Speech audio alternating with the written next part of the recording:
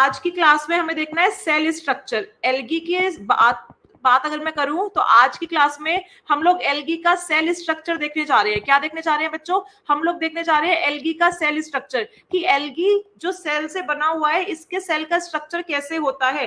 क्या ये कोई यूकैरियोटिक सेल है, क्या ये कोई प्रोकैरियोटिक सेल है, या फिर ये कोई मीजोकैरियोटिक सेल है। अब तुम कहोगे मैम मीजोकैरियोटिक सेल क्या होता है? अब तुम्हें ये पता होना चाहिए कि मीजोकैरियोटिक सेल क्या होता है। तो बच्चों मीजोकैरियोटिक सेल वो सेल होता है जिसमें प्रोकैरियोटिक और यूकैरियोटिक दोनों सेल के फीचर्स होते हैं। ठीक है, तो एल्गी के अगर मैं सेल स्ट्रक्चर की बात करूं तो एल्गी जो है, एल्गी का जो सेल होता है बच्चों वो प्रोकैरियोटिक भी होता है, एल्गी का जो सेल होता है बच्चों वो यूकैरियोटिक भी होता है, और एल्गी का जो आपका सेल होता है ना वो मीजोकैरियोटिक भी होता है। अलग अलग एल्गी अलग अलग टाइप का सेल का कैरेक्टरिस्टिक फीचर शो करती है।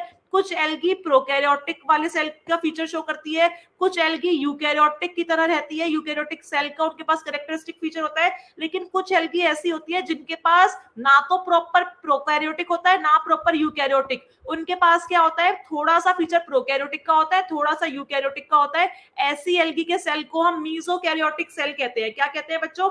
ऐसी एल्गी के सेल को हम लोग मीजोकैरियोटिक सेल कहते हैं। Is it clear to everyone? Is it clear to everyone? अब हम देखते हैं आगे। अगर मैं बात करूं बच्चों प्रोकैरियोटिक सेल की, यहां पे अगर मैं बात करूं प्रोकैरियोटिक सेल की, तो एल्गी का जब प्रोकैरियोटिक सेल, ऐसे एल्गी जिनके पास प्रोकैरियोटिक सेल होता है, तो इनके पास हमें क्या क्या कैरेक्टरिस्टिक फीचर देखने को मिलते हैं। एक एल्गी जिसके पास प्रोकैरियोटिक सेल है उसके पास हमें क्या क्या फीचर देखने को मिलेंगे, ये आपको पता होने चाहिए। तो बच्चों जो प्रोकैरियोटिक सेल होता है ना, आपको पता है, ये देखो सपोज ये कोई प्रोकैरियोटिक सेल है, ये सेल के अंदर का क्या प्रेजेंट है बच्चों? फ्लूइड, जिसको साइटोप्लाज्म कहते हैं। ठीक है, तो इनका जो जेनेटिक मटेरियल होता है ना वो इस तरीके से साइटोप्लाज्म में रहता है। इनका जो जेनेटिक मटेरियल होता है बच्चों वो इस तरीके से साइटोप्लाज्म में रहता है। और अदरवाइज जो यूकैरियोटिक सेल होते हैं बच्चों, उनका जो जेनेटिक मटेरियल है वो न्यूक्लियर मेम्ब्रेन, वो इस तरीके से वो न्यूक्लियर मेम्ब्रेन के अंदर रहता है। ठीक है, ये डिफरेंस होता है सबसे बड़ा प्रोकैरियोटिक और यूकैरियोटिक में, जो आपको पता होगा 110%। तो देखो होता क्या है, प्रोकैरियोटिक एल्गी जो होती हैं, जो इनके पास प्रोकैरियोटिक सेल होता है, उनका जो जेनेटिक मटेरियल होता है ना बच्चों वो इस तरीके से फ्रीली साइटोप्लाज्म में पड़ा रहता है। और इस टाइप के न्यूक्लियस को हम इनसिपिएंट न्यूक्लियस कहते हैं। क्या कहते हैं बच्चों? इनसिपिएंट न्यूक्लियस कहते हैं। Is it clear to everyone? क्या सब बच्चों को इनसिपिएंट न्यूक्लियस का मतलब समझ में आया? इसी को ही हम लोग न्यूक्लियोइड के नाम से भी जानते हैं। किसके नाम से जानते हैं बच्चों? न्यूक्लियोइड के नाम से भी जानते हैं। मेरा पहला पॉइंट समझ में आया तुम सबको? मेरा पहला पॉइंट तुम्हारे सामने क्या है कि ऐसे एल्गी जिनके पास प्रोकैरियोटिक सेल होता है उनके पास न्यूक्लियर मेम्ब्रेन नहीं होती, उनका जो जेनेटिक मटेरियल है वो फ्रीली पड़ा रहता है। किसके अंदर पड़ा रहता है? उनका जो जेनेटिक मटेरियल है वो साइटोप्लाज्म में फ्रीली पड़ा रहता है। और ऐसे कंडीशन को इंसिपिएंट न्यूक्लियस या फिर न्यूक्लियोइड बोलते हैं। ठीक है, दूसरी बात, तो फर्स्ट पॉइंट में लिख लेती हूँ। फर्स्ट पॉइंट में प्रोकैरियोटिक के रिस्पेक्ट में यहाँ पे समझ लेती हूँ कि प्रोकैरियोटिक के पास इनसिपिएंट न्यूक्लियस मिलता है। क्या मिलता है? इनसिपिएंट न्यूक्लियोइड, जिसको हम न्यूक्लियोइड के नाम से भी जानते हैं। सेकंड बात, जो यूकैरियोटिक सेल होते हैं ना बच्चों, उनके पास न्यूक्लियर मेम्ब्रेन तो मिलती है, लेकिन उनके पास मेम्ब्रेन बाउंड सेल ऑर्गेनेल्स भी मिलते हैं। जैसे कि बच्चों माइटोकॉन्ड्रिया, जैसे कि बच्चों एंडोप्लाज्म रेटिकुलम, जैसे कि बच्चों गोल्जी, ऐसे सेल ऑर्गेनेल्स जिनके पास प्लाज्मा मेम्ब्रेन के अलावा अपनी खुद की भी मेम्ब्रेन है, उनको बोलते हैं सेल ऑर्गेनेल्स। कौन से वाले सेल ऑर्गेनेल्स? Membrane bound. एक होता है सिंपल वर्ड सेल ऑर्गेनेल्स, और एक होता है, आप हमेशा बुक में पढ़ोगे लिखा रहेगा मेम्ब्रेन बाउंड सेल ऑर्गेनेल्स। मतलब सेल का वो कमरा, सेल का वो कंपार्टमेंट जिनके पास अपनी खुद की मेम्ब्रेन है, उनको बोलते हैं membrane bound cell organelles. Is it clear to everyone? तो प्रोकैरियोटिक के पास इंसिपिएंट न्यूक्लियस तो मिल ही रहा है, लेकिन प्रोकैरियोटिक के पास न्यूक्लियर मेम्ब्रेन के साथ साथ ये जो मेम्ब्रेन बाउंड सेल ऑर्गेनेल्स होते हैं वो भी क्या होते हैं? एब्सेंट होते हैं। तो मैं यहाँ पे लिख देती हूँ कि जो प्रोकैरियोटिक होते हैं उनके पास क्या नहीं होता बच्चों? उनके पास मेम्ब्रेन बाउंड सेल ऑर्गेनेल्स नहीं होते। They don't have membrane bound cell organelles. ठीक है, उसके बाद देखो, ध्यान से देखेंगे, ध्यान से देखेंगे, ये आपको यूकैरियोटिक और प्रोकैरियोटिक दोनों का मैं डिफरेंस यहाँ पे बता रही हूँ। होता क्या है बच्चों, जो आपके यूकैरियोटिक होते हैं, कौन होते हैं बच्चों, आपके जो यूकैरियोटिक होते हैं ना, यूकैरियोटिक के पास जो डीएनए मिलता है, यूकैरियोटिक का ये देखो, यूकैरियोटिक का ये देखो ध्यान से, ये मैंने बना दिया न्यूक्लियस। क्या बना दिया? न्यूक्लियस। न्यूक्लियस के अंदर इनके पास ये जो डबल स्ट्रैंडेड डीएनए मिल रहा है बच्चों, इन डीएनए के पास हिस्टोन प्रोटीन्स मिलते हैं। कौन से प्रोटीन्स मिलते हैं इनके पास? इन डीएनए के पास हिस्टोन प्रोटीन्स मिलते हैं। लेकिन जो प्रोकैरियोटिक होते हैं बच्चों, जो प्रोकैरियोटिक होते हैं उनके पास ये हिस्टोन प्रोटीन्स एब्सेंट होते हैं। हिस्टोन प्रोटीन्स क्या होते हैं बच्चों? एब्सेंट होते हैं। और पता नहीं कितनी बार ये क्वेश्चन पूछा हुआ है कि हिस्टोन प्रोटीन्स एसिडिक प्रोटीन्स होते हैं या फिर बेसिक प्रोटीन्स होते हैं। बहुत बार ये क्वेश्चन पूछा हुआ है। तो बच्चों हिस्टोन प्रोटीन्स जो होते हैं वो बेसिक प्रोटीन्स होते हैं। कैसे प्रोटीन्स होते हैं? Basic proteins. Is it clear to everyone? Is it clear to everyone? उसके बाद देखते हैं क्या होता है। जो सबसे इंपॉर्टेंट, अब ये सबसे इंपॉर्टेंट, ये तो बेसिक बातें थी जो आपको पता है। ऐसी एल्गी जिनके पास प्रोकैरियोटिक सेल है, जिनके पास क्या है बच्चों? प्रोकैरियोटिक सेल है। इनकी जो सेल वॉल है बच्चों, इनकी जो सेल वॉल है इसमें म्यूकोपेप्टाइड मिलता है। क्या मिलता है बच्चों? म्यूकोपेप्टाइड मिलता है। और जबकि जो आपकी यूकैरियोटिक वाली जो एल्गी होती है, जिनका सेल यूकैरियोटिक होता है, उनके पास आपको क्या मिलता है? उनके पास आपको सेलुलोज मिलता है। लेकिन प्रोकैरियोटिक जो एल्गी होती है, प्रोकैरियोटिक सेल का जो कैरेक्टरिस्टिक फीचर शो करती है, उनकी जो सेल वॉल होती है बच्चों वो म्यूकोपेप्टाइड से बनती है। और सबसे इंपॉर्टेंट बात, जो प्रोकैरियोटिक सेल होता है बच्चों, इसमें माइटोसिस नहीं होती बच्चों। इसमें क्या नहीं होती? माइटोसिस नहीं होती। ऐसी एल्गी जो प्रोकैरियोटिक सेल का कैरेक्टरिस्टिक फीचर शो करती है, जो प्रोकैरियोटिक सेल से बनी है, उनके अंदर माइटोसिस नहीं होती। क्या नहीं होती बच्चों? माइटोसिस नहीं होती। Is it clear to everyone? क्या प्रोकैरियोटिक के पॉइंट क्लियर है? यूकैरियोटिक के मैं तुम्हें पॉइंट्स बता देती हूँ। अब मैं तुम्हें यूकैरियोटिक के पॉइंट बता देती हूँ। तो देखो, मैंने तुम्हें प्रोकैरियोटिक के साथ साथ यूकैरियोटिक पहले ही बता दिया है। तुम्हें पता है यूकैरियोटिक के पास क्या मिलेगा बच्चों? यूकैरियोटिक के पास न्यूक्लियस मिलेगा, जिसको ट्रू न्यूक्लियस के नाम से भी जानते हैं। ट्रू न्यूक्लियस मतलब ऐसा न्यूक्लियस जिसके बाहर क्या प्रेजेंट है? न्यूक्लियर मेम्ब्रेन प्रेजेंट है। तो देखो, ये अगर आपका एक यूकैरियोटिक सेल है, तो यहाँ पे जो न्यूक्लियस होता है बच्चों, इसके पास इस तरीके से दो न्यूक्लियर मेम्ब्रेन प्रेजेंट होती है। कितनी न्यूक्लियर मेम्ब्रेन प्रेजेंट होती है बच्चों? इसके पास दो न्यूक्लियर मेम्ब्रेन प्रेजेंट होती है। जो बाहर की तरफ होती है बच्चों, उसको आउटर न्यूक्लियर मेम्ब्रेन बोलते हैं। और जो अंदर की तरफ होती है उसको इनर न्यूक्लियर मेम्ब्रेन बोलते हैं। क्या बोलते हैं? Inner nuclear membrane. इनके बीच में जो स्पेस, इन दोनों मेम्ब्रेन के बीच में बच्चों जो स्पेस मिलता है, इसको पेरी न्यूक्लियर स्पेस के नाम से जानते हैं। किसके नाम से जानते हैं? पेरी न्यूक्लियर स्पेस के नाम से जानते हैं। और आपको बहुत अच्छी मैं बात बताऊं, जो न्यूक्लियर की आउटर मेम्ब्रेन होती है ना बच्चों, वो एंडोप्लाज्मिक रेटिकुलम के साथ कॉन्टिन्यूएशन में होती है। न्यूक्लियर मेम्ब्रेन में जो आउटर मेम्ब्रेन होती है वो एंडोप्लाज्मिक रेटिकुलम के साथ कॉन्टिन्यूएशन में होती है। ये बहुत ही इंपॉर्टेंट फीचर होता है यूकैरियोटिक सेल का। Is it clear to everyone?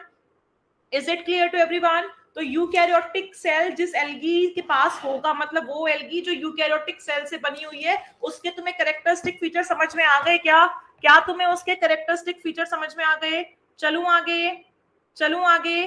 तो ज्यादातर जो एल्गी होती है ना बच्चों, मेजॉरिटी वाली जो एल्गी होती है वो आपकी यूकैरियोटिक की होती है। कौन सी होती है? वो आपकी यूकैरियोटिक की होती है। ठीक है। इसके बाद जो क्वेश्चन आपसे पूछा जाता है वो पूछा जाता है मीजोकैरियोटिक सेल के ऊपर। किसके ऊपर? मीजोकैरियोटिक सेल के ऊपर। बच्चों, मीजोकैरियोटिक सेल के पास प्रोकैरियोट के भी कैरेक्टरिस्टिक फीचर होते हैं और इनके पास यूकैरियोट्स के भी कैरेक्टरिस्टिक फीचर होते हैं। तो प्रोकैरियोटिक के कैरेक्टरिस्टिक फीचर इनके पास कौन कौन से होते हैं, ये आपको पता होना चाहिए। मीजोकैरियोटिक सेल कौन से टाइप की एल्गी के पास होता है? तो इसका एक क्वेश्चन बहुत बार आता है, तो आपको मैं बता दूं, डायनोफाइसी के जो मेंबर हैं, डायनोफाइसी के जो मेंबर्स होते हैं बच्चों, जो डायनोफाइसी के मेंबर्स होते हैं वो मीजोकैरियोटिक सेल को शो करते हैं। Is it clear to everyone?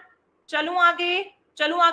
तो होता क्या है बच्चों, प्रोकैरियोटिक का इनके पास फीचर क्या होता है, इनके पास हिस्टोन प्रोटीन्स, मैंने आपको बताया ना हिस्टोन प्रोटीन्स बेसिक प्रोटीन्स होते हैं, ये जो हिस्टोन प्रोटीन्स होते हैं ये एब्सेंट होते हैं, इसका मतलब ये फीचर किसका है, ये प्रोकैरियोटिक फीचर का है। लेकिन बच्चों इनके पास, ध्यान से देखेंगे, लेकिन बच्चों इनके पास न्यूक्लियर मेम्ब्रेन मिलती है, क्या मिलती है इनके पास, न्यूक्लियर मेम्ब्रेन मिलती है। और न्यूक्लियर मेम्ब्रेन किसका कैरेक्टरिस्टिक फीचर होता है, न्यूक्लियर मेम्ब्रेन कैरेक्टरिस्टिक फीचर होता है यूकैरियोटिक का। तो ऐसा सेल जो प्रो और यूकैरियोटिक के दोनों के फीचर थोड़े थोड़े शो करता है उसको मीसोकैरियोटिक बोलते हैं, और डाइनोफाइसी के मेंबर्स इसको शो करते हैं। ये बहुत इंपॉर्टेंट है बच्चों, इसके क्वेश्चंस बहुत बार आते हैं कि आपको चार फैमिली दे देंगे, ठीक है, साइनोफाइसी, डाइनोफाइसी, क्लोरोफाइसी, ज़ेंथोफाइसी, कोई सी भी फैमिली, बताओ मीसोकैरियोटिक सेल किसके पास होता है, तो आपको सिंपल याद रखना है डाइनोफाइसी। क्या याद रखना है बच्चों, आपको याद रखना है Dinophyceae. Is it clear to everyone, जल्दी से मुझे बताएंगे, is it clear to everyone. चलूं मैं आगे, शुड आई मूव अहेड, क्या ये बात सब बच्चों को समझ में आ गई है, शुड आई मूव अहेड, ठीक है। ये देखो, अब हम देखते हैं आगे, आपको सिर्फ ये 2 पॉइंट पे ही क्वेश्चन बनेगा, न्यूक्लियर मेम्ब्रेन पे और हिस्टोन प्रोटीन्स पे। चलूं आगे, क्या कोई डाउट है किसी बच्चे का, क्या कोई डाउट है किसी बच्चे का, जल्दी से मुझे पूछ लो, कोई डाउट है तो जल्दी से पूछ लो, कोई डाउट है तो, ठीक है। अब देखते हैं आगे, अब हम देखते हैं आगे। अब हमें बात करनी है बच्चों, अब हमें बात करनी है सेल वॉल की। जो एल्गी होती है ना बच्चों, इनके पास मेजॉरिटी ऑफ द एल्गी में क्या होती है बच्चों, मेजॉरिटी ऑफ द सेल में जो मेजॉरिटी ऑफ द एल्गी होती है बच्चों, इनमें सेल वॉल प्रेजेंट होती है। लेकिन कुछ एल्गी ऐसी हैं जिसमें ट्रू सेल वॉल एब्सेंट होती है, और इस एक्सेप्शन के ऊपर क्वेश्चन आता है, आ गई बात समझ में। अच्छा, एक बच्चे का क्वेश्चन है कि मैम सेल ऑर्गेनेल्स प्रेजेंट होती हैं या फिर नहीं होती मीसोकैरियोटिक में, बच्चों होती हैं। मीसोकैरियोटिक के अंदर जो cell organelles, membrane bound cell organelles हैं वो प्रेजेंट होती हैं, ठीक है। अब देखते हैं आगे, prokaryotic repeat please ma'am, ABC Bittu. Prokaryotic में हमें क्या होता है, न्यूक्लियर मेम्ब्रेन नहीं मिलती है, जो जेनेटिक मटेरियल है वो साइटोप्लाज्म में फ्रीली पड़ा रहता है, प्लस उनका जो डीएनए होता है उसके पास हिस्टोन प्रोटीन्स नहीं होते, प्लस उनके पास माइटोसिस करने का प्रोसेस नहीं होता, प्लस उनके पास मेम्ब्रेन बाउंड सेल ऑर्गेनेल्स नहीं मिलती, और उनकी जो सेल वॉल होती है वो पेप्टाइडोग्लाइकोन से ना बनके वो किससे बनी हुई होती है, वो म्यूकोपेप्टाइड से बनी हुई होती है। किससे बनी हुई होती है, म्यूकोपेप्टाइड से, ठीक है। जनरली जो एल्गी की सेल वॉल है वो सेलुलोज से बनती है, किससे बनती है, सेलुलोज से, ठीक है, किससे बनती है, सेलुलोज से। लेकिन जो आपके प्रोकैरियोटिक सेल वाली एल्गी होती है उनकी सेल वॉल म्यूकोपेप्टाइड से बनती है। Is it clear to everyone. और पेप्टाइडोग्लाइकन किस में प्रेजेंट होता है, बैक्टीरिया में प्रेजेंट होता है, बैक्टीरिया की सेल वॉल में प्रेजेंट होता है। अब हम देखते हैं आगे, तो हम चल रहे हैं यहाँ पे सेल वॉल के ऊपर। अब हमें स्टार्ट करना है बच्चों सेल वॉल। क्या स्टार्ट करना है, सेल वॉल। तो बच्चों सेल वॉल क्या होती है, सेल वॉल क्या होती है, ध्यान से देखेंगे, सेल वॉल क्या होती है। सेल वॉल, ये जो आपका सेल है इसके अंदर जो फ्लूइड प्रेजेंट है उसको साइटोप्लाज्म कहते हैं। क्या कहते हैं, साइटोप्लाज्म। साइटोप्लाज्म के जस्ट इमीडिएट जो मेम्ब्रेन होती है ये हमेशा आपकी प्लाज्मा मेम्ब्रेन होती है। कौन सी होती है, प्लाज्मा मेम्ब्रेन, जो पूरे साइटोप्लाज्म को क्या करके रखती है, कवर करके रखती है। अब इस प्लाज्मा मेम्ब्रेन के बाहर अलग अलग ऑर्गेनिज्म में अलग अलग टाइप की वॉल होती है। जनरली जब ये वॉल थोड़ा थिक और रिजिड होती है, जो कि डेड सेल से मिलकर बनी हुई होती है, इसको हम बोलते हैं सेल वॉल। ये फंजाई में भी देखने को मिलती है, ये एल्गी में भी देखने को मिलती है, बैक्टीरिया में भी देखने को मिलती है, प्लांट्स में भी देखने को मिलती है, लेकिन प्लाज्मा मेम्ब्रेन सब में देखने को मिलती है। सेल वॉल एनिमल्स में एब्सेंट हो जाती है, बात समझ में आ रही है, लेकिन प्लाज्मा मेम्ब्रेन किसी में एब्सेंट नहीं होती। प्लाज्मा मेम्ब्रेन साइटोप्लाज्म के बाहर हमेशा प्रेजेंट होती है, क्योंकि बिना साइटोप्लाज्म के सेल नहीं बन सकता, और साइटोप्लाज्म की कवरिंग को ही हम लोग प्लाज्मा मेम्ब्रेन कहते हैं। Is it clear to everyone, ठीक है। तो जो ये सेल वॉल होती है, जो सेल वॉल प्रेजेंट होती है एल्गी में, इसका नेचर कैसा होता है, ठीक है बच्चों। ये जो सेल वॉल होती है ये सेलुलोज से बनी हुई होती है। किससे बनी हुई होती है, सेलुलोज से। ये क्वेश्चन आता है कि एल्गी की सेल वॉल कैसी होती है, तो एल्गी की जो सेल वॉल होती है बच्चों वो सेलुलोजिक होती है। कैसी होती है, सेलुलोजिक होती है। सेलुलोज क्या है, सेलुलोज आपका एक कार्बोहाइड्रेट है। सेलुलोज क्या है बच्चों, सेलुलोज आपका एक कार्बोहाइड्रेट है, ठीक है। ध्यान से देखते हैं, सेलुलोज के अलावा क्या कोई और मॉलिक्यूल भी प्रेजेंट होता है सेल वॉल में? मैं बोलूंगी यस। मेजर फॉर्म में तो सेलुलोज प्रेजेंट होता है, लेकिन सेलुलोज के अलावा बच्चों म्यूसिलेज भी प्रेजेंट हो सकता है, म्यूसिलेज के अलावा पेक्टिन भी प्रेजेंट हो सकता है, इन सब के अलावा एल्जिनिक एसिड, ये क्वेश्चन आता है, एल्जिनिक एसिड भी इनकी सेल वॉल में मिल सकता है, फ्यूकोइडिन भी इनकी सेल वॉल में मिल सकता है, और क्या मिल सकता है बच्चों, हेमीसेलुलोज भी इनकी सेल वॉल में मिल सकता है। ये सब आपको याद करके रखना है, ठीक है। सिलिकॉन्स भी मिलता है एल्गी की सेल वॉल में। और क्या मिलता है बच्चों, कैल्शियम कार्बोनेट भी मिलता है एल्गी की सेल वॉल में। Is it clear to everyone? और पेक्टिन तो मैंने आपको लिखवा ही दिया।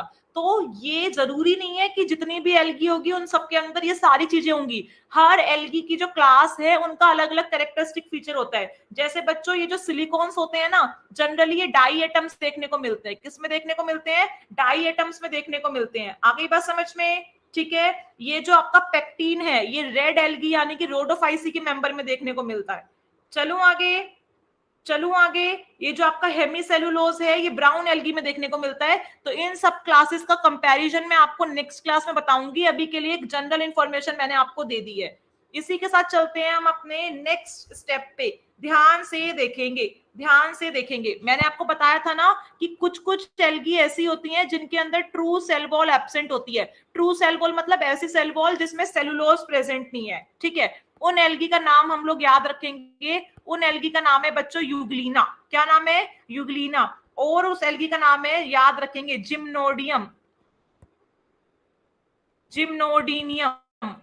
ये दो एल्गी का एग्जांपल हम याद रखेंगे। इनके पास ट्रू सेल वॉल कैसी होती है बच्चों? एब्सेंट होती है, ठीक है। इसी के साथ चलते हैं अब हम नेक्स्ट फीचर के ऊपर।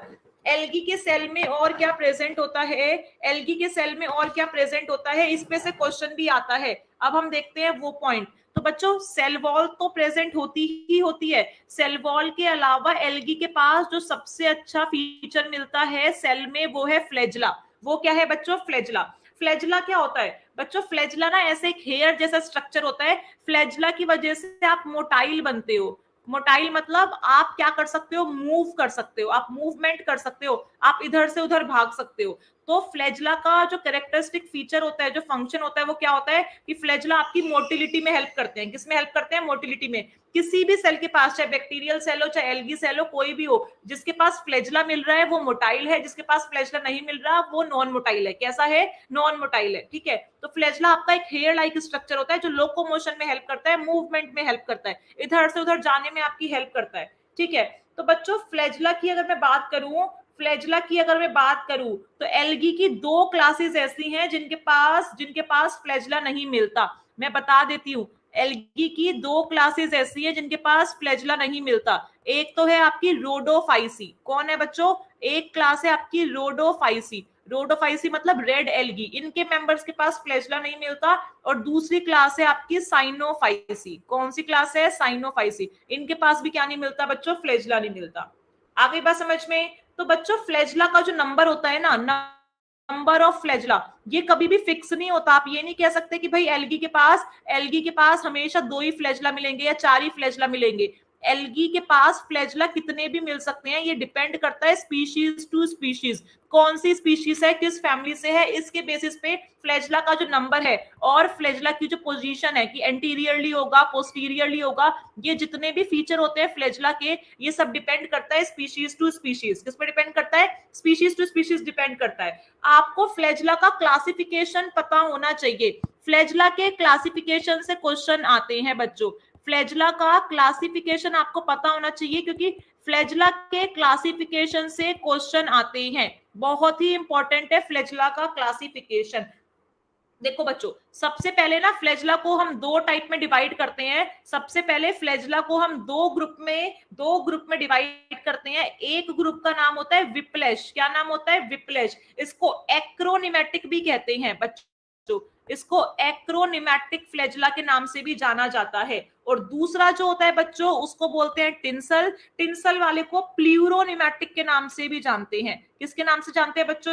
इसको प्ल्यूरोनिमेटिक के नाम से भी जानते हैं। बहुत इंपॉर्टेंट है, जो बच्चे हैं जिन्होंने पेपर देखा हुआ है उन्होंने ऐसे क्वेश्चन बहुत जगह देखे होंगे बच्चों। विप्लेश, विप्लेश क्या होता है, या एक्रोनिमेटिक जो होता है ये कौन सा फ्लैजला होता है। देखो बच्चों, अगर फ्लैजला, फ्लैजला सपोज ये मैंने एक फ्लैजला बनाया है, अगर फ्लैजला का सरफेस एकदम स्मूथ है, कैसा है, एकदम स्मूथ है, तो इसको बोलते हैं विप्लेश या फिर एक्रोनिमेटिक। क्या बोलते हैं इसको, विप्लेश या फिर एक्रोनिमेटिक। लेकिन बच्चों, लेकिन अगर फ्लैजला के ऊपर ध्यान से देखेंगे, ये है मेरा फ्लैजला, इस फ्लैजला के ऊपर ऐसे छोटे छोटे छोटे छोटे छोटे छोटे छोटे इस तरीके से छोटे छोटे हेयर प्रेजेंट है।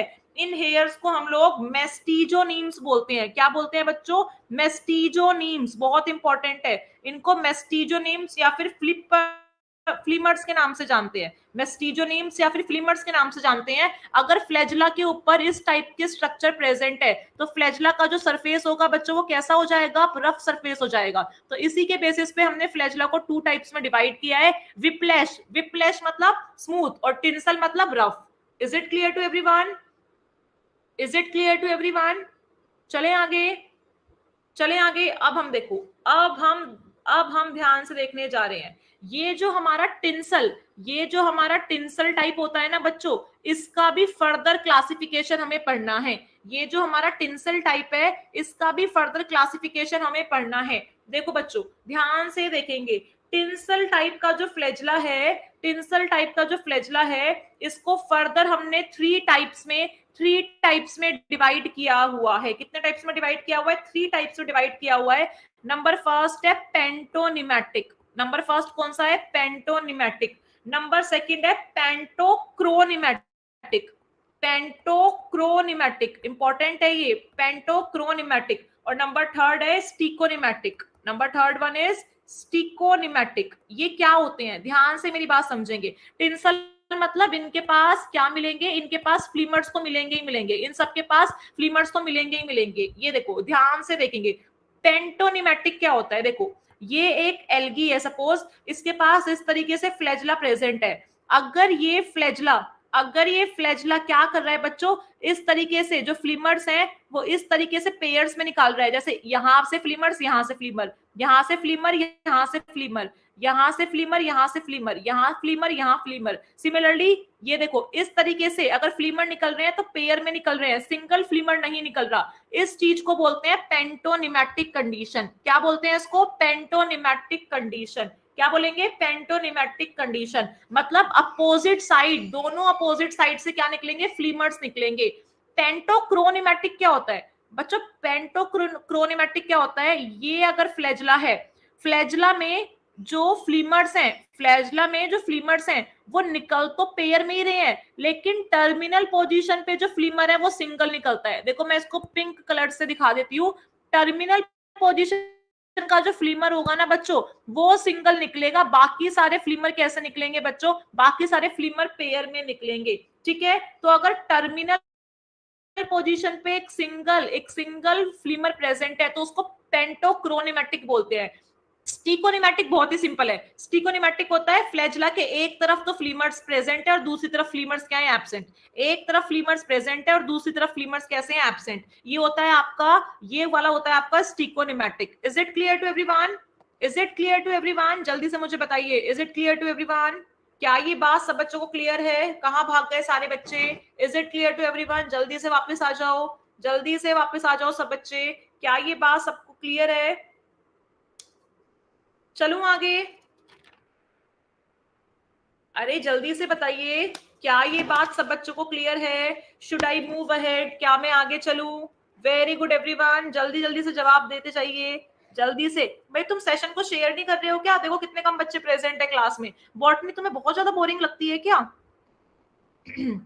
बॉटनी तुम्हें बहुत ही ज्यादा बोरिंग लगती है क्या, बच्चे कह रहे हैं यस मैम बॉटनी हमें बहुत ज्यादा बोरिंग लगती है। बेटा जूलॉजी इंटरेस्टिंग होती ही होती है क्योंकि उसमें तुम अपने बारे में पढ़ सकते हो, अपने आप को रिलेट कर सकते हो, लेकिन अल्टीमेटली तुम डिपेंड किस पे हो, प्लांट्स पे डिपेंड हो। प्लांट्स नहीं पढ़ोगे तो तुम्हारी जिंदगी में कुछ भी नहीं है। ठीक है, तो बॉटनी को इतना बोरिंग मत समझो, बॉटनी से बहुत क्वेश्चन आते हैं, बॉटनी से बहुत क्वेश्चन आते हैं, तो सेशन को इतना हल्के में मत लो। ये बेसिक बातें हैं लेकिन ये बहुत इंपॉर्टेंट बातें हैं जो तुम्हें पता होनी चाहिए किसी भी एग्जाम को देने के लिए। ठीक है, क्या तुम बिना प्लांट्स को सरवाइव कर सकते हो, नहीं ना, तो मान के चलो तुम्हारा सिलेक्शन भी प्लांट डाइवर्सिटी के बिना सरवाइव नहीं कर सकता। चले ठीक है, ओके ओके, ठीक है। अब देखते हैं आगे।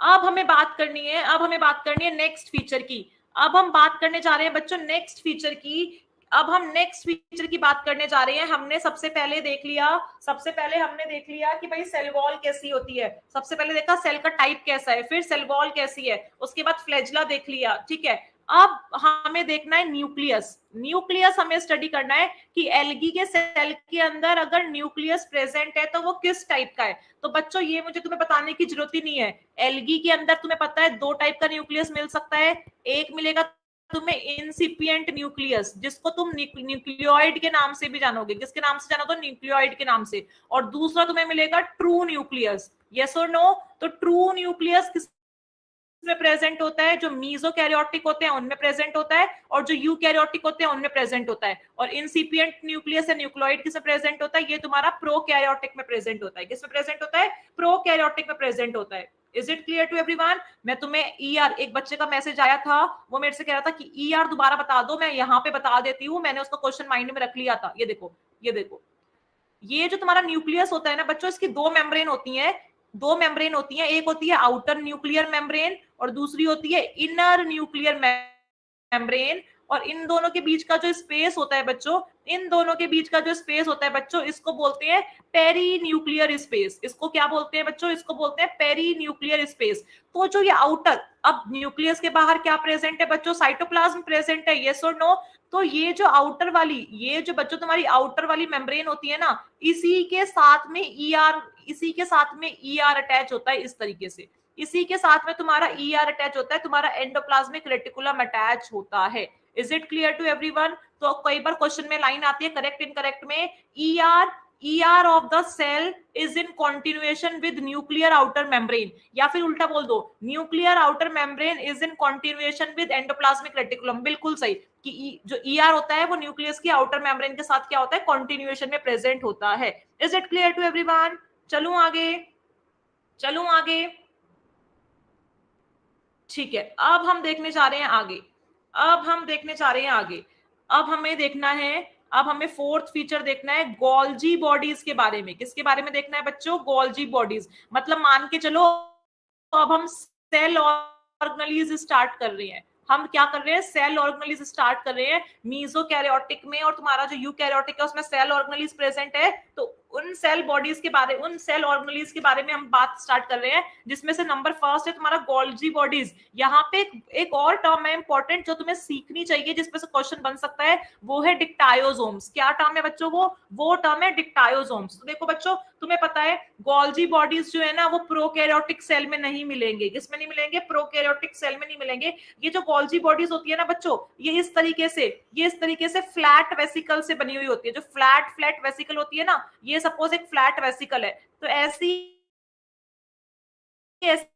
बहुत सारी फ्लैट वेसिकल आके एक फ्लैट गुच्छा बना लेती हैं। एक वेसिकल एक के ऊपर आके अटैच होती रहती है, और एक स्टैक बन जाता है। क्या बन जाता है? स्टैक बन जाता है। आ गई बात समझ में? इस एक पूरे स्टैक को ही डिक्टायोसोम कहते हैं। क्या कहते हैं? डिक्टायोसोम कहते हैं। ध्यान से मेरी बात सुनो। ये देखो, मैं तुम्हें डिक्टायोसोम और गोल्जी के बीच का डिफरेंस बता रही हूँ, ध्यान से मेरी बात सुनो। ये एक वेसिकल है, यहाँ आई।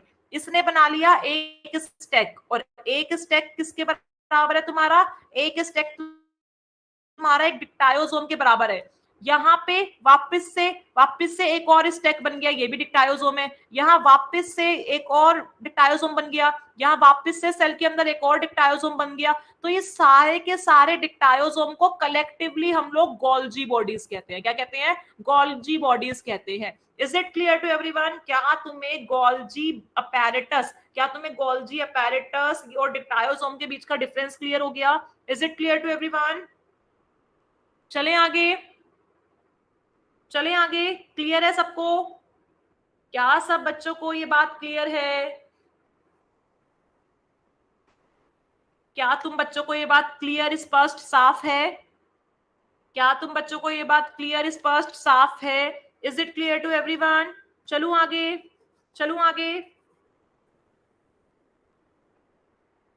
कहाँ जा रहे हैं बच्चे बार बार?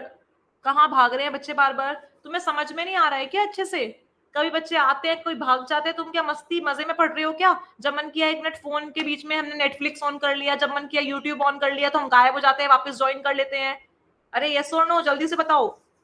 Once again repeat ma'am. Okay, ये देखो होता क्या है, हमारे पास सेल के अंदर छोटी छोटी ऐसे वेसिकल प्रेजेंट होती हैं। ये वेसिकल आके ऐसे गुच्छे में एक के ऊपर एक अरेंज हो जाती है, और इस एक पूरे गुच्छे को हम लोग स्टैक कहते हैं। क्या कहते हैं बिट्टू? स्टैक कहते हैं। इसी स्टैक को हम लोग डिक्टायोसोम का भी नाम दे सकते हैं। तो एक सेल के अंदर बहुत सारी डिक्टायोसोम मिल सकती हैं। इन सब डिक्टायोसोम को एक साथ मिला के हम लोग गोल्जी अपैरेटस का नाम देते हैं। Is it clear to Bittu? तुम्हें अभी बात समझ में आ गई?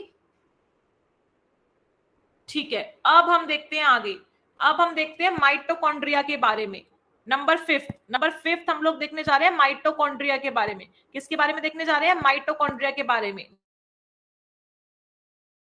नेक्स्ट जो हमारा सेल ऑर्गेनली है बच्चों, के बारे में देखो। माइटोकॉन्ड्रिया जो है आपको पता है प्रोकैरियोट्स में नहीं मिलेगा, मीजो और यूकैरियोट में मिलेगा। बच्चों माइटोकॉन्ड्रिया तुम्हारा double membrane bound cell organelle है। मतलब ऐसा सेल ऑर्गेनली जिसके पास 2 मेम्ब्रेन मिलती हैं, एक माइटोकॉन्ड्रिया और दूसरा तुम्हारा प्लास्टिड जिसमें क्लोरोप्लास्ट आता है। ये क्लोरोप्लास्ट जो कि प्लास्टिड का एक पार्ट है, और माइटोकॉन्ड्रिया, ये ऐसे सेल ऑर्गेनली हैं जिनके पास एक मेम्ब्रेन ना मिलके 2 मेम्ब्रेन मिलती हैं। कितनी मेम्ब्रेन मिलती हैं बच्चों? इनके पास 2 मेम्ब्रेन मिलती हैं। ठीक है, माइटोकॉन्ड्रिया बच्चों एटीपी बनाता है। क्या बनाता है? एटीपी का फॉर्मेशन करवाता है, एटीपी का सिंथेसिस करवाता है। इसी रीजन से माइटोकॉन्ड्रिया को power house of the cell के नाम से जाना जाता है। किसके नाम से जाना जाता है? Power house of the cell के नाम से जाना जाता है। बच्चों जो माइटोकॉन्ड्रिया होता है ना, इस माइटोकॉन्ड्रिया की अगर मैं बात करूं तो इस माइटोकॉन्ड्रिया के पार सबसे बाहर जो मेम्ब्रेन मिलती है उसको बोलते हैं outer mitochondrial membrane, OMM, outer mitochondrial membrane. ठीक है, अंदर वाली जो मेम्ब्रेन होती है ना, वो इस तरीके से इनफोल्डिंग में प्रेजेंट होती है। एक इनफोल्डिंग मतलब अंदर की तरफ फोल्ड, ऐसे देखो सेल के अंदर की तरफ फोल्ड की फॉर्म में प्रेजेंट होती है। और ये जो अंदर की तरफ फोल्ड मैंने बनाए हैं, इन फोल्ड्स को सृष्टे कहते हैं। क्या कहते हैं? सृष्टे। ये जो मैंने फोल्डिंग्स बनाई है, इन फोल्डिंग्स बनाई है, इनको सृष्टे के नाम से जानते हैं। अगर देखो, अगर मैं इस मेम्ब्रेन को सिर्फ सिंपल बनाऊंगी, ऐसे बनाऊंगी, तो सरफेस एरिया कम होगा, लेकिन अगर मैं इनको इन फोल्डिंग्स के फॉर्म में बनाऊंगी तो सरफेस एरिया ज्यादा होगा। ठीक है, सृष्टे आपकी फिंगर लाइक प्रोजेक्शंस होती हैं जो माइटोकॉन्ड्रिया के अंदर प्रेजेंट होती है। कहाँ प्रेजेंट होती है? माइटोकॉन्ड्रिया के अंदर प्रेजेंट होती है। बच्चों माइटोकॉन्ड्रिया के पास ना अपना डीएनए मिलता है या अपना आरएनए मिलता है, मतलब इन शॉर्ट अपना जेनेटिक मटेरियल मिलता है। और इनके पास इनके पास और क्या मिलता है? ध्यान से देखेंगे, इनके पास अपना राइबोसोम्स भी मिलता है। क्या मिलता है इनके पास अपना राइबोसोम्स भी मिलता है। राइबोसोम है, जेनेटिक मटेरियल है, तो इसीलिए अपना खुद का प्रोटीन भी सिंथेसाइज करते हैं। अदरवाइज प्रोटीन सिंथेसिस साइटोप्लाज्म में होता है, लेकिन माइटोकॉन्ड्रिया और जो प्लास्टिड होते हैं ना, इनके पास प्रोटीन सिंथेसाइज करने की मशीन यानी कि राइबोसोम, डीएनए से आरएनए बनाएंगे, आरएनए से राइबोसोम मिलकर प्रोटीन बनाएगा, तो इनके पास अपनी प्रोटीन मशीन भी होती है। Is it clear to everyone? Is it clear to everyone? और दोनों मेम्ब्रेन के बीच में जो स्पेस होता है इसको इंटर मेम्ब्रेन स्पेस यानी IMS कहते हैं। और अंदर, ये जो अंदर वाला स्पेस है इसको मैट्रिक्स के नाम से जानते हैं। किसके नाम से जानते हैं? मैट्रिक्स के नाम से जानते हैं। माइटोकॉन्ड्रिया का सबसे इंपॉर्टेंट फंक्शन क्या है बच्चों? एटीपी प्रोवाइड करवाता है। माइटोकॉन्ड्रिया नहीं है तो सेल के अंदर एटीपी नहीं है। अब हम देखते हैं आगे, अब हम देखने जा रहे हैं आगे नेक्स्ट जो मैं तुम्हें पढ़ा चुकी हूँ लेकिन फिर भी बता देती हूँ।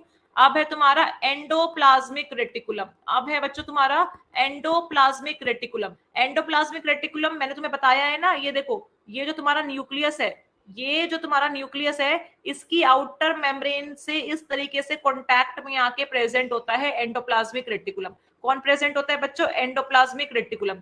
एंडोप्लाज्मिक रेटिकुलम के ऊपर राइबोसोम्स प्रेजेंट होते हैं। जो एंडोप्लाज्मिक रेटिकुलम है ना, इनके ऊपर राइबोसोम्स प्रेजेंट होते हैं। न्यूक्लियस के बाहर क्या है? साइटोप्लाज्म। ऐसे राइबोसोम्स जो ER की मेम्ब्रेन से जुड़े हुए हैं, इनको मेम्ब्रेन बाउंड राइबोसोम्स कहते हैं। क्या कहते हैं? Membrane bound ribosome. मतलब ऐसे राइबोसोम जो ER की मेम्ब्रेन से जुड़े हैं। और कुछ राइबोसोम ऐसे साइटोप्लाज्म में फ्री पड़े रहते हैं, इनको फ्री राइबोसोम्स कहते हैं। क्या कहते हैं बच्चों? इनको फ्री राइबोसोम्स या फिर नॉन मेम्ब्रेन बाउंड राइबोसोम। मतलब ऐसे राइबोसोम जो किसी मेम्ब्रेन से जुड़े हुए नहीं है। Is it clear to everyone? Is it clear to everyone? जल्दी से मुझे बताएंगे, तुम्हारा सेल टारगेटिंग में, प्रोटीन टारगेटिंग में, सेल सिग्नलिंग में काम आता है मेम्ब्रेन बाउंड राइबोसोम या फिर फ्री राइबोसोम?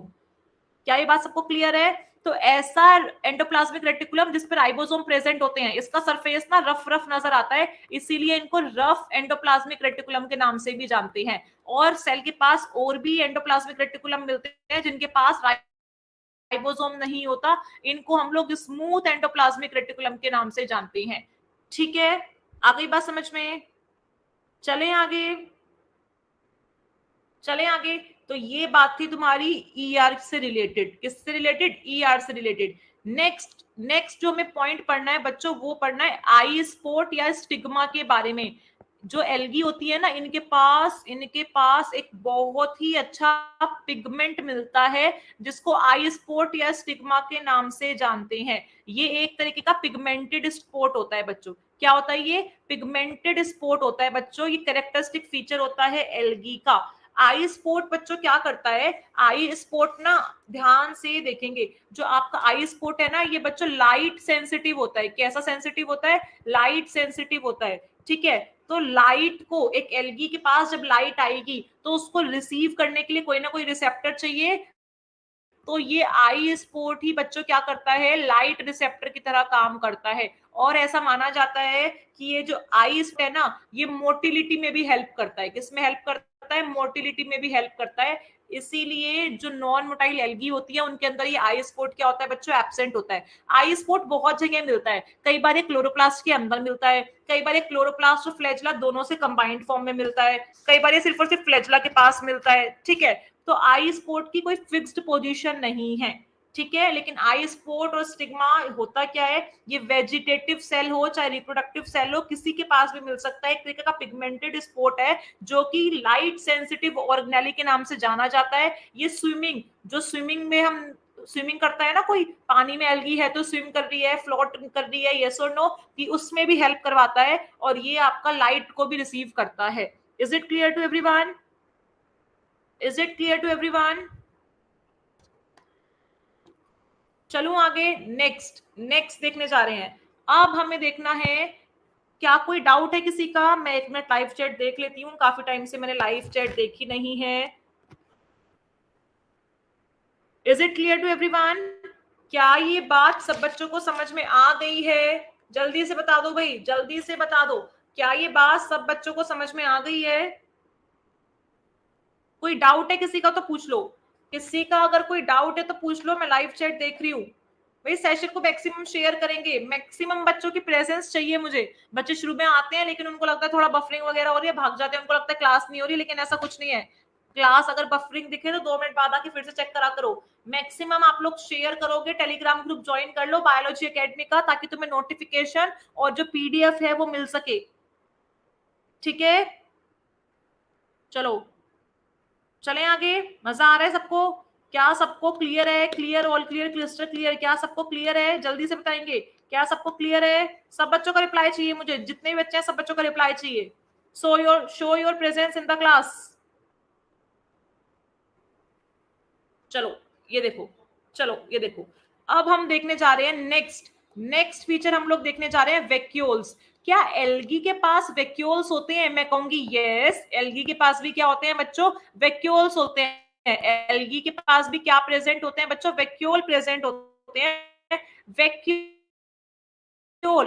एक सेल का जो वैक्यूल होता है बच्चों, इसकी जो लेयर होती है इसको टोनोप्लास्ट कहते हैं। वैक्यूल की जो मेम्ब्रेन होती है, बच्चों उसको टोनोप्लास्ट के नाम से जानते हैं। और ये क्वेश्चन पता नहीं कितनी बार आ गया। The membrane of vacuole is known as simple tonoplast. क्या कहते हैं उसको? उसको बोलते हैं टोनोप्लास्ट। ठीक है, चले आगे। अब देखो, क्या ये वैक्यूल, एल्गी के पास जो वैक्यूल होते हैं, ये बस सिंपल वैक्यूल होते हैं या अलग अलग स्पेसिफिक टाइप के वैक्यूल होते हैं? तो बच्चों वैक्यूल का एक काम होता है एक्सक्रीशन में हेल्प करवाना। जितना भी वेस्ट मैटर है वो ये वैक्यूल अपने अंदर स्टोर कर देते हैं और एक्सक्रीट आउट कर देते हैं। ठीक है, लेकिन इसके अलावा एल्गी के जो वैक्यूल्स होते हैं वो और क्या क्या करवा के जाते हैं बच्चों, देखते हैं। एल्गी के पास ना 2-3 तरीके के वैक्यूल मिलते हैं। एक को हम बोलते हैं सिंपल वैक्यूल या फिर कॉन्ट्रैक्टाइल वैक्यूल। क्या बोलते हैं? सिंपल वैक्यूल या फिर कॉन्ट्रैक्टाइल वैक्यूल। अब ये सिंपल वैक्यूल या फिर कॉन्ट्रैक्टाइल वैक्यूल क्या है बच्चों? ऐसे वैक्यूल जो कॉन्ट्रैक्शन करते हैं। क्या करते हैं? कॉन्ट्रैक्शन करते हैं। इस तरीके से, मेरा हैंड नजर आ रहा है? इस तरीके से ऐसे ऐसे ऐसे, relax contract, relax contract, relax contract, इस तरीके से वो रिलैक्सेशन और कॉन्ट्रैक्शन का काम करते हैं। ये देखो विजिबल है क्या? मेरा हैंड विजिबल है? Relaxation contraction, relaxation contraction, relaxation contraction. इस तरीके से जो रिलैक्सेशन कॉन्ट्रैक्शन करते हैं, रिलैक्सेशन कॉन्ट्रैक्शन कर रहे हैं, कॉन्ट्रैक्ट। ये देखो बलून, चलो हैंड विजिबल नहीं है तो तुम बलून सोच लो। बलून को तुमने फुलाया, फिर उसकी हवा रिलीज कर दी, कॉन्ट्रैक्ट करवाया, रिलैक्स करवाया, कॉन्ट्रैक्ट करवाया, रिलैक्स करवाया।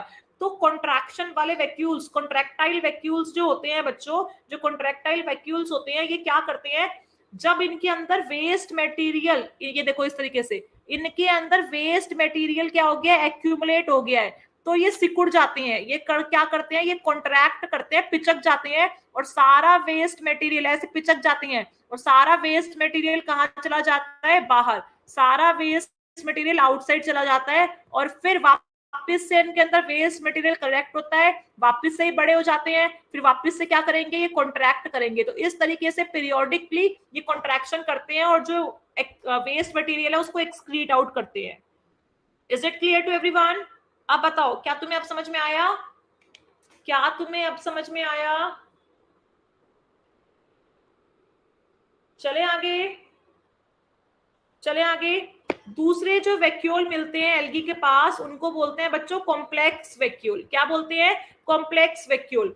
कॉम्प्लेक्स वैक्यूल बच्चों आपका ओस्मो रेगुलेशन का काम करते हैं। किसका काम करते हैं? ओस्मो रेगुलेशन का काम करते हैं। अब ओस्मो रेगुलेशन क्या होता है? आपको पता है कि आपको वाटर को एब्जॉर्ब करना है, यस और नो? आपको अलग अलग टाइप के सोल्यूट्स को एब्जॉर्ब करना है, तो वाटर का लेवल प्रॉपर है या नहीं है? सोल्यूट ज्यादा तो नहीं हो गया? सेल ज्यादा कंसंट्रेटेड तो नहीं हो गया? ये सेल ज्यादा डाइल्यूटेड तो नहीं हो गया? तो आपकी बॉडी का जो ओस्मो रेगुलेशन होता है, वाटर और सोल्यूट का लेवल जो मेंटेन करने वाला प्रोसेस होता है, ओस्मो रेगुलेशन, इसको कौन देखता है बच्चों? इसको आपके कॉम्प्लेक्स वैक्यूल देखते हैं। कौन देखते हैं? कॉम्प्लेक्स वैक्यूल देखते हैं। और लास्ट जो वैक्यूल मिलता है आपकी एल्गी के पास, वो है बच्चों आपके गैस वैक्यूल। क्या है बच्चों? वो है आपके गैस वैक्यूल। क्या है? Gas vacuole. गैस वैक्यूल बच्चों क्या होते हैं? गैस वैक्यूल वो वैक्यूल होते हैं जिनके अंदर गैस भरी हुई होती है। क्या भरी हुई होती है? गैस भरी हुई होती है। इन वैक्यूल्स की मेम्ब्रेन से गैस आर पार हो सकती है, gas inside to outside diffuse कर सकती है इन वैक्यूल की मेम्ब्रेन से, इसीलिए इनको गैस वैक्यूल्स के नाम से जानते हैं। किसके नाम से जानते हैं? Gas vacuole. अब आप कहोगे मैम गैस वैक्यूल क्या कर रहे हैं? जो कॉन्ट्रैक्टाइल है वो कॉन्ट्रैक्शन कर रहे हैं, जो कॉम्प्लेक्स वाले हैं वो ओस्मो रेगुलेशन कर रहे हैं। तो ये गैस वैक्यूल क्या करते हैं? कौन बच्चा बताएगा? बच्चों ये जो आपके गैस वैक्यूल होते हैं, ये बायोन्सी में हेल्प करते हैं, आपको डूबने से बचाते हैं, आपको डूबने से बचाते हैं, ये आपकी बायोन्सी में हेल्प करते हैं। एल्गी जो फ्लोट कर रही है वाटर के सरफेस पे, ये डूब क्यों नहीं रही है? क्योंकि इनके पास गैस वैक्यूल प्रेजेंट है। ये गैस वैक्यूल इनको बायोन्सी प्रोवाइड करवाते हैं। Is it clear to everyone? इनको फ्लोटिंग करने में हेल्प करते हैं, इनको डूबने से बचाते हैं, क्योंकि इनके पास वैक्यूल्स के अंदर गैस भरी हुई है, और गैस डूबने नहीं देती, गैस फ्लोटिंग में हेल्प करवाती है। हाँ साहिबा, बिल्कुल पढ़ लोगे इतना तो तुम्हारा भला हो जाएगा।